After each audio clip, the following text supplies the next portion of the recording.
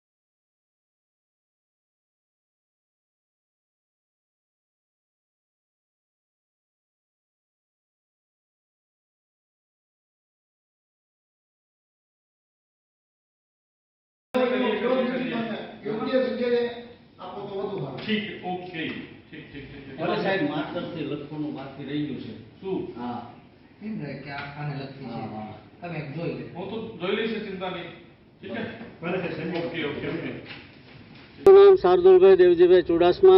હું કાળા તળાવ ગામનો વતની છું અને ખેતા ખાટલી ગામનો ખાતેદાર છું।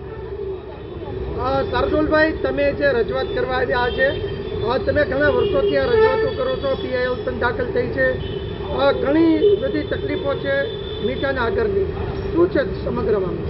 સાહેબ, અમે આજે આવેદનપત્ર આપવા આવ્યા તો કલેક્ટર સાહેબને અમે રૂબરૂ રજૂઆત કરી છે કે 2018થી આ જ્યારે આગરો બનતા હતા ત્યારે અમે ગામ લોકોએ ત્યારે કલેક્ટર સાહેબને લેખિતમાં આપેલું કે સાહેબ અહીંયા કુદરતી વેણ છે એને બંધ ન કરો, બંધ થશે તો આ પરિસ્થિતિ ખરાબ થશે।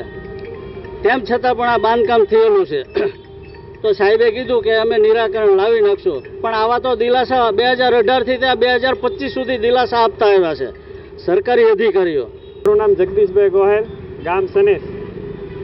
જગદીશભાઈ, આજે રજૂઆત કરવા આવ્યો છો કલેક્ટર કચેરીએ, હાલ પંચકમાં કંઈક મીઠાના આગળને લઈને તારાજી સર્જાઈ છે, શું કહેશો?